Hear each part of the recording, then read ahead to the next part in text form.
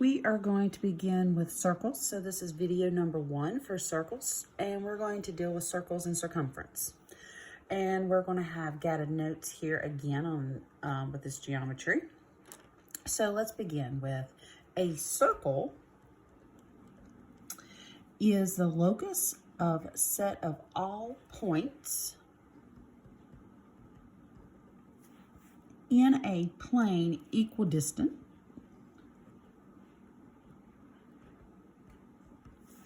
from a given point called the center of the circle. And that just basically means that from the center right here, regardless of where you go on the circle, it is equal distance from the center to the edge of the circle right there. And the way we name a circle, we call it either circle C, and you name it from this whatever the center is. So you can actually write out circle C, or you can do this symbol and put a C. So it's really clever. It's just a circle with a dot in the middle and a C for circle C. All right, we're going to go through some special segments in a circle, and I'm hoping that most of these will be familiar with you. So our first one here is a radius. A radius is a segment with endpoints at the center and on the circle. Okay, so you have two radii here. The first one would be AB. And for a segment, we always put a line over top of it. That stands for segment. And then we have AC. Putting a line on top of that as well. Are radii of circle A. And it's circle A because the center is A. And radii, this is the way you spell it for being plural, for radius. All right, our next segment will be a diameter. A diameter is a segment that passes through the center with endpoints on the circle. So your endpoints, both of them will be on the circle. So in this particular circle, your diameter will be BC. Notice BC goes through the center. Is a diameter of circle A. Okay. So, and most of you probably know this already.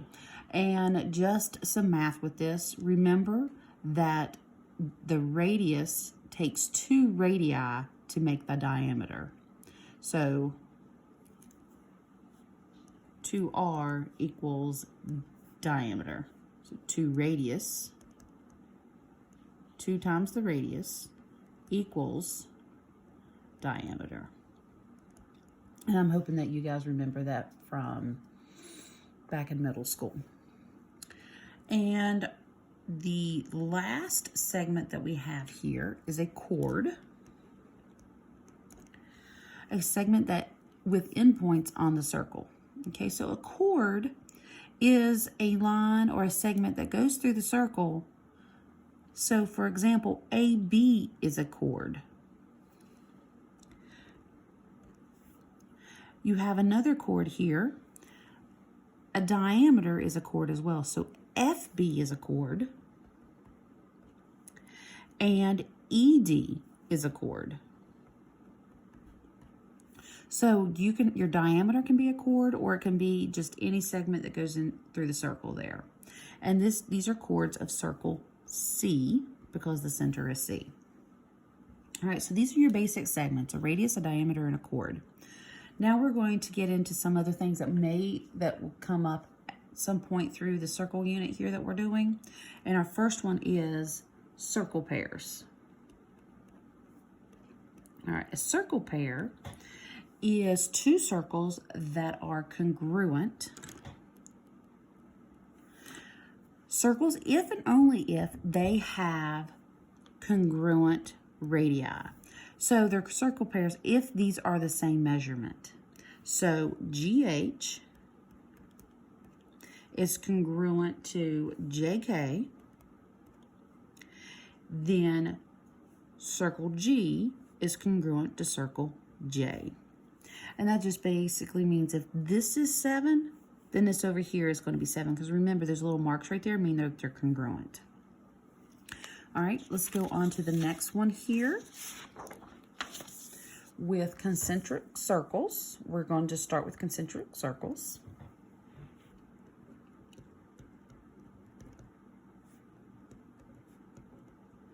All right, so concentric circles are coplanar circles that have the same center. And coplanar means that they're in the same plane, which is not anything big that you're going to have to really worry about. So example right here, these are concentric circles. Circle A, the small circle, and then circle A again, the large circle. Those are concentric circles because they have the same center.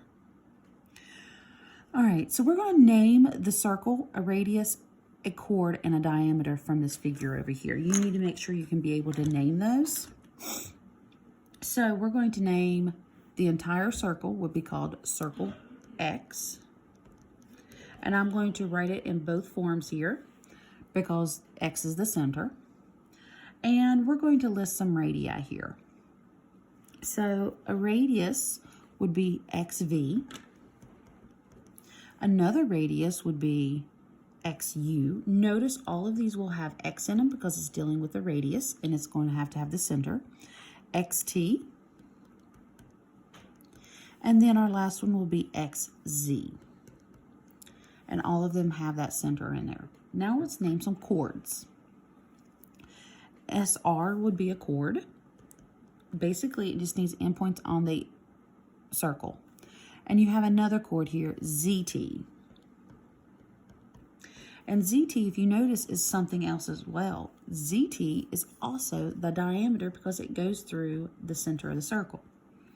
And you only have one diameter in this because you only have one from one end to the other end, and it's going through the center.